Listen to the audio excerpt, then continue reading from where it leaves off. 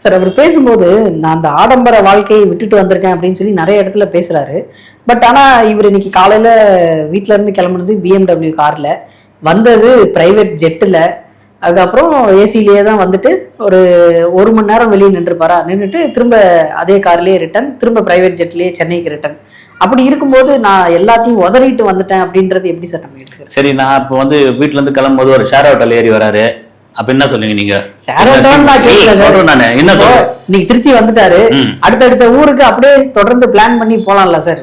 காலையில இருந்து எந்திரிச்சு போனேன், திருச்சி போனேன், நான் வேட்புமனு தாக்கல் பண்ணேன், கிளம்பி திரும்ப வீட்டுக்கு வந்துட்டேன் அப்படின்றது எப்படி சார் நம்ம எடுத்துக்கலாம்? இல்ல அதுதாங்க வந்து நான் இதுல போய் என்ன இருக்குது வந்து, நான் வந்து இப்ப நீங்க வாகனத்தை வச்சு ஒருத்தர் முடிவு பண்ண முடியாது வந்து. சரி, ஒருவேளை விஜயே ஷேர் ஆட்டோல வராரு அப்படின்னா உங்களை யாருங்க ஷேர் ஆட்டோவில் வர சொன்னது? ஷேர் ஆட்டோ வேணா கவுத்து விட்டான்னு வச்சுங்க, எவ்வளவு கொழுப்பு பத்தியா நீங்களே கேள்வி கேட்பீங்க. என்ன வந்து BMW கார் இருக்குது, இப்பதான் வேட்புமனு தாக்கல் பண்ணாரு, பிரமாண பத்திரம் இப்பதான் வந்து இது பண்ணிருந்தாரு, அது 8 கார் இருக்குன்றாரு.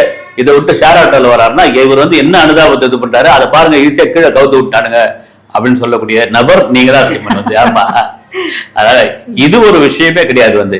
நான் ஒரு உச்சத்தில் இருக்கிறேன், அவர் BMW கார்ல வரட்டும், அது அம்பாசிடர் வரட்டும், அம்பாசிடர் ஓடுதா இல்லையான்னு தெரியல, இப்போ வந்து வரட்டும். நான் வந்து ஒரு உச்சத்துல இருந்தேங்க, பெரிய சம்பளம் வாங்கிட்டு இருந்தேன். இன்னைக்கே எனக்கு ஒரு மாசு இருக்குது, இன்னைக்கே ஒரு மவுஸ் இருக்குது, இன்னைக்கே என் படத்தை வர விடாம ஜனநாயகங்களோட விடாம ஒரு சூழ்ச்சி நடக்குது, அது கூட்டு சூழ்ச்சி அப்படின்ட்டு நடந்துகிட்டு இருக்கு. அதனால வந்து அதை விட்டு நான் வந்திருக்கிறேன் அப்படின்னு சொல்றது பெரிய சம்பளம் இல்லை உங்களுக்கு வந்து அப்படின்னு பார்த்து நீங்க கார் வருகையை வச்சு முடிவு பண்ண முடியாது வந்து. கார் வருகையில சார் அந்த ஏசி அப்படின்ற ஒரு விஷயம் இருக்குல்ல, அதுக்கு சொல்றேன். என்னங்க வந்து இன்னைக்கு வந்து மாநகர பேருந்து ஏசி பஸ்ல ஏறலாமான்னு இன்னைக்கு இருக்கிற வெயிலுக்கு ஜனங்களே காத்துக்கிட்டு இருக்காங்க வந்து, எது ஏசி பஸ்ல போலாமா அப்படின்னு வந்து இந்த இதுவும் இல்லாம. அதனால அது ஒரு ஏசி வந்து ஒரு மற்ற தலைவர்கள் எல்லாம் பூந்து இன்னைக்கு காலையில ஒரு இடம், மதியம் ஒரு இடம், நைட்டு ஒரு இடம் அப்படின்னு சொல்லி போய்கிட்டு இருக்காங்க. ஆனா இவங்க வந்து 2-3 நாளைக்கு அப்புறம் வெளியே வராரு, திருச்சியில மட்டும் வந்து கொஞ்சம் தூரம் போயிட்டு திரும்ப முடிச்சுட்டு உடனே கிளம்பிட்டாரு அப்படின்னும் போது இது என்ன மாதிரி அரசியல் அப்படின்னு சொல்லி புரிஞ்சுக்க முடியல. அது வந்து விஜய்க்கான பிரச்சனை சைமன், அது அது அவங்களுக்கான பிரச்சனை.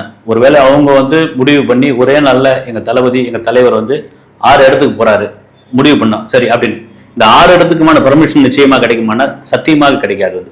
இன்னைக்கே திருச்சியில 4 கேட்டு ஒரு இடம் கொடுத்துருக்காங்க அப்படின்னா இது முடியாதது. விஜய்க்கும் ஆசைதான் இருக்கும், இன்னும் தென் மாவட்டத்து பக்கமே போகலை. நீங்க எது சொன்னாலும் வந்து அதை விமர்சனம் ஆகிட்டே தான் இருக்கும். விஜய் எது பேசினாலும் விமர்சனம், பேசாம இருந்தாலும் விமர்சனம். இந்த ரொம்ப காலம் இல்லை, இன்னும் ஒரு 17 நாள் இருக்குதுன்னு நினைக்கிறேன், 16 நாள் 17 நாள். இதுக்குள்ள எவ்வளவு மக்களை சந்திக்க முடியுமோ, எவ்வளவு கூட்டங்கள் பேச முடியுமோ, எவ்வளவு ரீச் பண்ண முடியுமோ, எவ்வளவு ஸ்பீச்சை பேச முடியுமோ அதை தான் விஜய் கையில் எடுத்திருக்காரு.